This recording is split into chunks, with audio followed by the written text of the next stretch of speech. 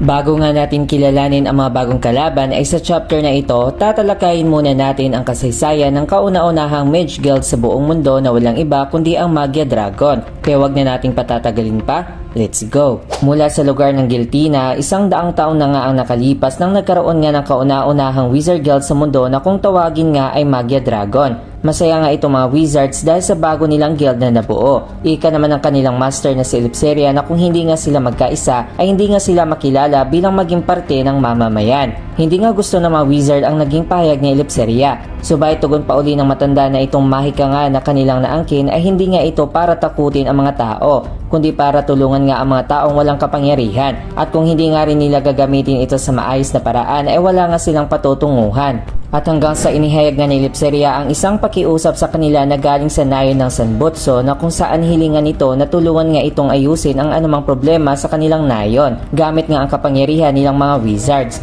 Nagtataka nga itong ibang wizards kung hindi nga ba natatakot ang mga tao sa kanila. Gayunpaman, nagkaroon na nga ng simpleng sistema ang Magya Dragon at hanggang sa unti-unti na ring lumalaki ang kanilang guild at dumadami na rin ang mga kahilingan ng mga tao. Subalit sa isang araw nga ay may dumating ang hindi inaasahang dragon dahil sa pag-akala nila ay patay ng araw lahat ito. Pagkatapos nga na nangyari ay binalita nga ng ibang mga wizards na maraming ang namatay sa kanila na kasama na dito sila Marion at Boyd at hindi nga raw tinatablan ng kanilang mahika itong mismong dragon. Subalit patuloy pa rin sa paghihiganti ang mga tauhan ni Elipseria na ikinasawi naman nilang lahat laban nitong dragon.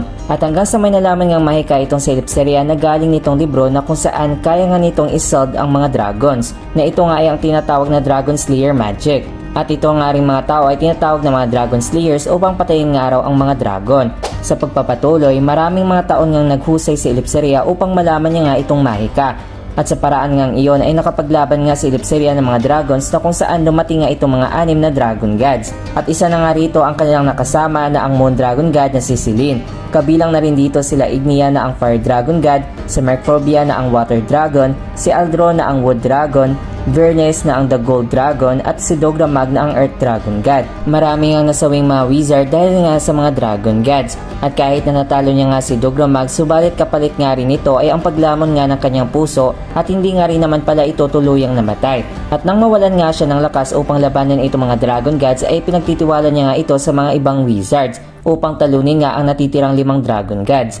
Subalit ni isa nga ay wala pa rin nakapagtagumpay sa 10 taon at hanggang sa naging 100 taon na nga ito kaya naman tinawag na nga itong The 100 Years Quest. Pagpapatuloy pa ni Elipseria na sa ngayon nga ay nakapagtalo na nga ang mga Fairy Tail Wizard ng 2 dragon gods. At ang pangatlo nga ay andito nga sa kanilang harapan na ang Moon Dragon God. Paninigurado naman na tugon ni Selene na patay ng araw siya na ikinagulat namang lahat ng ating mga bida. Pahayag pa ni Selene na ang nakuha niya ngang sugat kay Ignia ay hindi na nga raw ito malulunasan. Kaya naman silang mga 5 dragon gods nga ay umiiwas nga na maglaban. At kung sakaling may sugat na nga sila ay madali na nga silang mapatay sa susunod na labanan. May nahon pang pahayag ni Selene na kahit maayos nga siyang tignan, ngunit ang sugat na natamo niya nga kay Ignia ay ang siyang tatapos sa kanyang buhay. At dagdag pa niya na parang nagkamali nga raw ang mga bida natin sa pagkilala sa kanya dahil gusto nga raw ni Selene ang mga tao. Tanong naman bigla ni Elipseria kung ano nga ba ang ibig sabihin ng Moon Dragon God.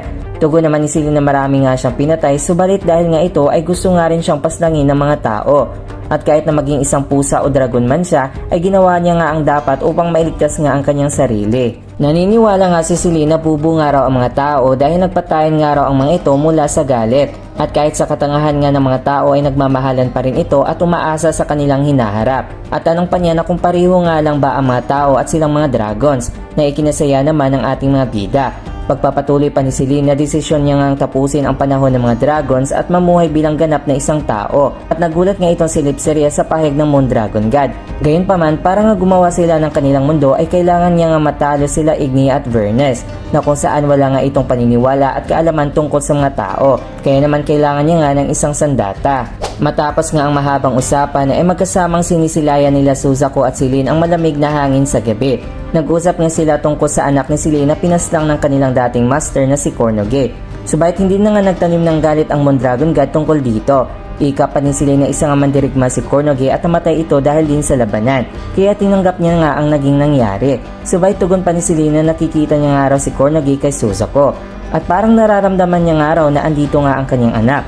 At nang nagwika nga si Celine na may huling trabaho nga siyang gagawin bago siya mamatay, ay nakita nga rin pala ng Mondragon God si Irene na kanina pa nakikinig sa kanilang usapan. Sa pagpapatuloy, nagtataka nga itong si Suzaku kung ano nga ba ang nakita ni Celine. Ika naman itong Mondragon God na isa nga itong kaluluwa, subalit pagtataka pa rin ni Suzaku na hindi niya nga raw ito nakikita. At nang nagayag nga si Celine na isang nakahubad na babae nga raw ito, ay mabilis na umalis nga itong si Suzaku. Nagsimula nga nag-usap itong dalawa at tanong pa ni Celine kung sino nga ba itong babae na nakikita niya nga ito sa katawan ni Windy. Nagpakilala nga itong si Irene Belserion at nagtataka naman si Celine na isang dragon ang apelyido ni Irene. Tugon naman ni Irene na kinuha niya nga itong huling pangalan sa isang sage dragon. Magpapahayag pa ni Irene tungkol sa Belserion na ito nga ay nagmula sa isang libro na ibinigay sa kanya ng mga tao, na dahil nga rin ay natural nga lamang noon na gustong malaman ang tungkol sa Dragon Slayer magic. At itong dragon nga ay ang kauna-unahang nakipagsapalaran sa mga kaunahang Dragon Slayers. Subalit wala naman siyang kaalaman tungkol sa Low Dragon na ang tinatawag kay Ellipseria.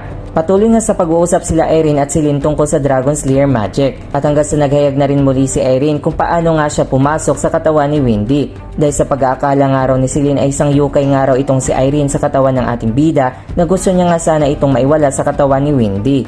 At dahil nga ay may kaugnayan sila Windy at Irene, ay napagaan naman ang loob ni Celine nang malaman niya na wala palang problema sa ating bida. Pahayag pa ni Irene na nagmula nga siya sa isang lugar na kung saan namumuhay nga raw ang mga tao at mga dragons. At wika pa niya na ang isang katulad nga ni Celine na isang dragon ay kailangan nga raw sa hinaharap.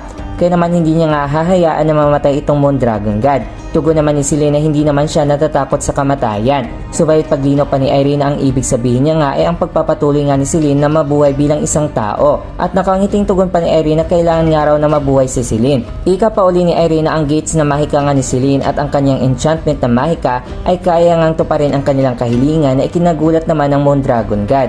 At hanggang sa itinuon nga ni Irene ang kanyang mahika kay Celine na ikinabigla niya nga talaga, na kung saan ipinalabas nga ni Irene ang kanyang enchantment gamit ang Curse of a Dragon Wands, na kinuha niya nga mismo ang sugat ni Celine na galing kay Ignea. Habang may nararamdaman ng sakit si Windy, ay nabigla naman si Celine sa ginawa ni Irene na ito nga ang paraan na naging konektado na nga ang buhay ni Celine kay Irene. Habang nababahala nga si Celine kay Windy, ay wika pa ni Irene na temporary nga lamang ang kanyang paghiwalay kay Windy, at pagkatapos nga raw ay dadalhin niya nga ang kanyang sarili sa ibang mundo. Napagtanto naman ni Celine na ito nga ang katapusan ni Irene kapag ginawa niya nga ito. Subalit tugon pa ni Irene na patay na nga raw siya, ngunit sa mahikang ito ay hindi pa nga ito ang kanyang katapusan, kundi magiging isang yukay na nga lang siya. Ipinahayag nga ni Irene kay Celine na may isang anak nga siya, subalit gusto niya nga raw itong patayin noon pa man. Subalit nakaramdam din siya ng pagiging isang ina. At dahil nga sa kanyang anyo ngayon ay patuloy nga niyang nasasaksiyan ang kanyang anak. At habang naiiyak na nga si Irene ay naiisip niya nga ang kanyang mga malulupit na kasalanan. At dahil natatakot nga siyang maapektuhan si Windy sa kanyang nararamdaman, ay hiling pa niya kay Celine na patayin ng araw siya, dahil ang Mondragon God nga lang naman ang kayang makakagawa nito. Hindi naman nagdadalawang isip si Celine na patayin nga si Irene, dahil nga ay hindi niya na kayang magpanggap na hindi nga siya namatay noon, at para na rin mapatunayan niya ang kanyang pagiging isang ina. Sa paghahanda nga ni Celine na patayin si Irene ay nagpasalamat nga muna sila sa isa't isa. At hanggang sa binuksan na nga ni Celine ang isang lagusan, habang nakaramdam naman ng sakit si Windy sa kanyang dibdib. At tuluyan na nga rin siyang napaluha dahil na rin sa pagpapasalamat sa kanya ni Irene. Habang unti-unti na nga naglalaho si Irene ay isip pa niya na ayaw niya nga maibigay itong sugat sa kanyang dinadala sa isang tao wala namang ginagawang mali. At bilin pa niya sa kanyang anak na si Ersa na mabuhay nga ito ng matagal para sa kanya. At sa katuluyan na nga rin siyang naglaho.